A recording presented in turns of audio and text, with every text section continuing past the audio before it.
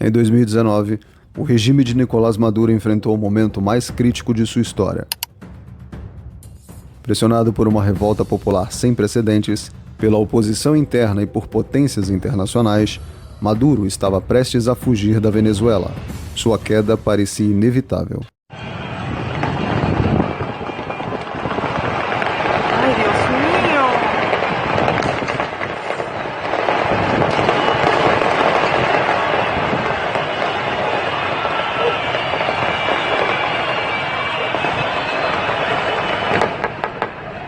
Mas, em um desenrolar surpreendente, ele permaneceu no poder. O que aconteceu nos bastidores? Por que o Brasil, sob o governo de Jair Bolsonaro, decidiu não apoiar a derrubada do ditador? E quem foi o ator político mundial que garantiu que Maduro continuasse no comando?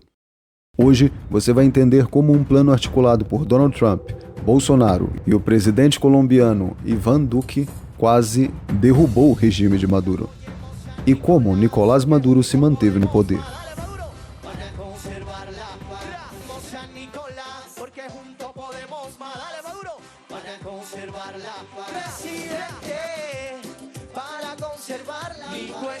Vamos explorar os fatores secretos que salvaram a ditadura venezuelana e o impacto disso no eixo do mal latino-americano. O Foro de São Paulo. Mas antes de mergulharmos nos eventos de 2019, precisamos entender como a Venezuela chegou a esse ponto. Afinal, como uma das democracias mais estáveis da América do Sul, se transformou em uma ditadura.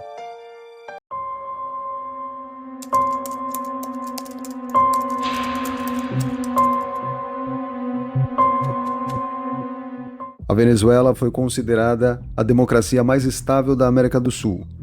Desde 1958, o país era um exemplo de estabilidade política na região. Mas essa estabilidade começou a ruir nos anos 80 e 90, quando a economia venezuelana, altamente dependente do petróleo, entrou em colapso. A crise econômica gerou instabilidade social, e foi nesse cenário que um jovem militar chamado Hugo Chávez ganhou destaque. Em 1992, Chávez liderou um golpe militar fracassado contra o governo. Ele foi preso, mas sua figura havia se tornado um símbolo de esperança para muitos venezuelanos, que estavam cansados da corrupção e da desigualdade. Nosotros acá en Caracas no logramos controlar el poder. Ustedes lo hicieron muy bien por allá, pero ya es tiempo de evitar más derramamiento de sangre, ya es tiempo de reflexionar y vendrán nuevas situaciones y el país tiene que enrumbarse definitivamente hacia un destino mejor. Em 1998, após perdão presidencial do até então presidente Rafael Caldeira, que só se reelegeu após simpatizar com as investidas de Chávez, afinal, Chávez tinha ganhado a confiança e a esperança do povo, o militar então venceu as eleições presidenciais de 98 com a promessa de acabar com as injustiças sociais e redistribuir as riquezas do país. En Venezuela tiene su hora, y es que llegó la hora del pueblo. Qualquer semelhança não é mera coincidência.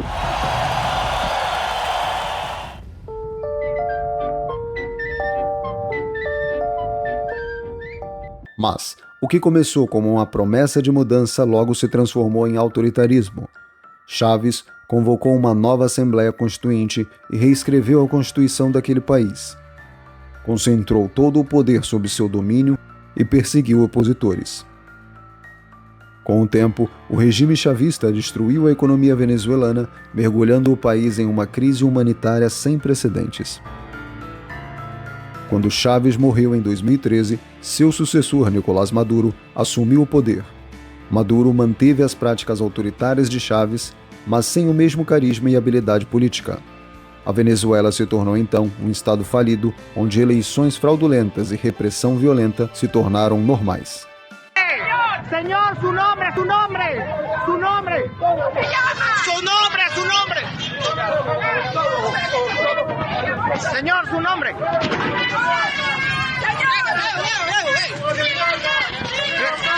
Señor, su nombre, su nombre. Su nombre, su nombre. Señor, su nombre.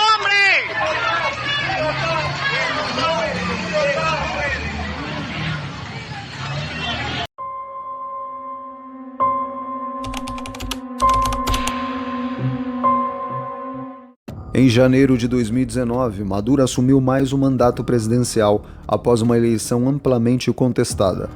A oposição e a comunidade internacional declararam que o pleito havia sido fraudado e a população venezuelana, já exausta da crise econômica da repressão, foi às ruas em massa.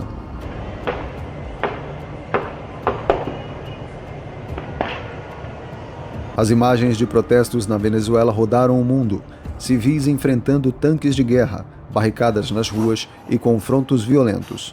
Foi um dos momentos mais tensos da história recente daquele país.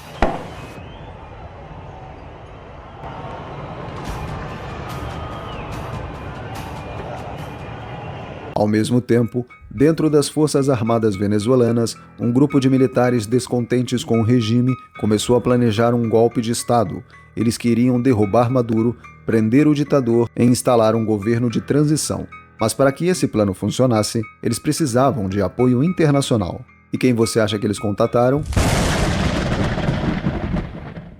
Foi aí que os Estados Unidos entraram em cena. Donald Trump já havia declarado Maduro como um legítimo ditador.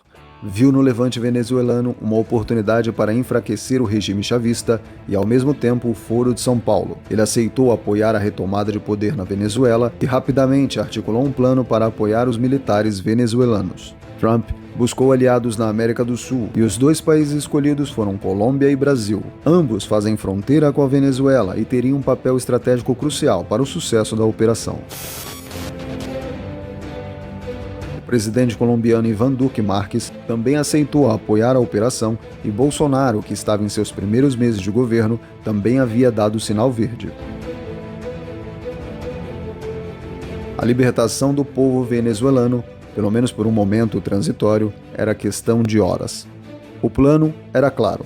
Enquanto os militares venezuelanos agissem dentro do país, Brasil, Colômbia e Estados Unidos dariam suporte logístico e diplomático. Tudo estava pronto para o golpe, Maduro estava encurralado e de malas prontas para fugir para a República Dominicana. Documentos, família pronta em um jatinho o esperavam. Literalmente, eram minutos cruciais entre ele ser preso e haver a queda do regime ou ele conseguir fugir.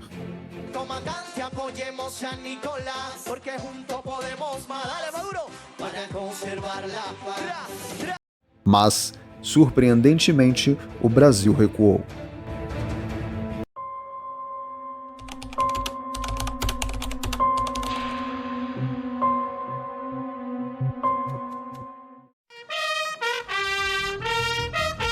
Embora Bolsonaro estivesse disposto a apoiar a derrubada de Maduro, a decisão final dependia da cúpula militar brasileira, e a resposta dos generais foi clara: não. Por que os militares brasileiros se recusaram a apoiar a operação?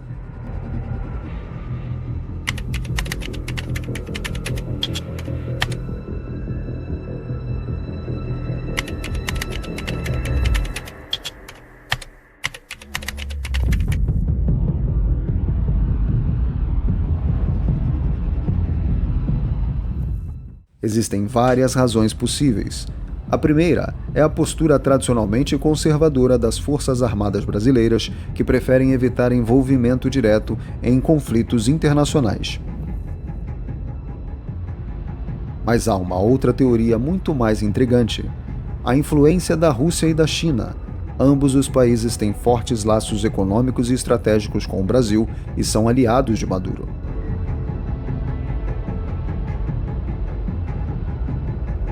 Críticos apontam que a alta cúpula militar brasileira tem relações próximas com esses dois países e que essa influência pode ter pesado na decisão de não apoiar o plano. O resultado? O Brasil se retirou da operação e o plano desmoronou. Sem o apoio brasileiro, os militares venezuelanos perderam força e Maduro permaneceu no poder.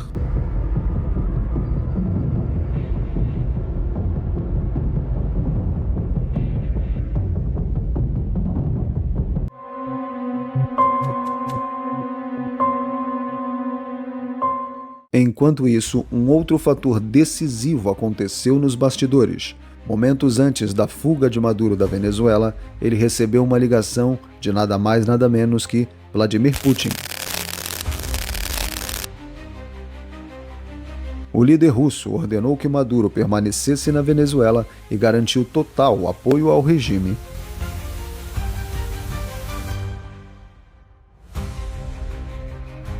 Putin mobilizou recursos estratégicos para reforçar Maduro, incluindo inteligência, assessores militares e apoio econômico.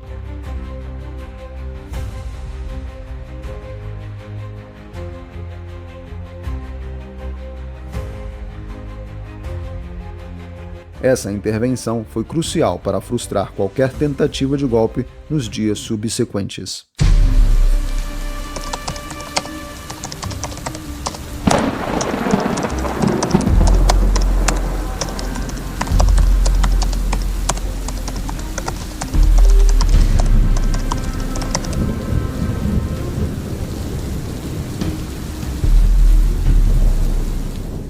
A permanência de Maduro foi uma vitória para o Foro de São Paulo, que estava enfraquecido após a queda de vários líderes na América Latina. Com o apoio de Putin e a neutralidade dos militares brasileiros, o regime venezuelano conseguiu sobreviver e se tornou uma peça fundamental para a articulação da esquerda na região. O eixo do mal latino-americano, com o apoio de Putin, havia se sustentado na região. O que aconteceu em 2019, então, foi um jogo de poder entre líderes globais. Enquanto Trump e Bolsonaro tentaram derrubar Maduro, Putin e os militares brasileiros decidiram preservar o regime. A pergunta que fica é: os militares brasileiros agiram por convicção estratégica ou por interesses externos? E até que ponto essa decisão afetou o futuro da América Latina?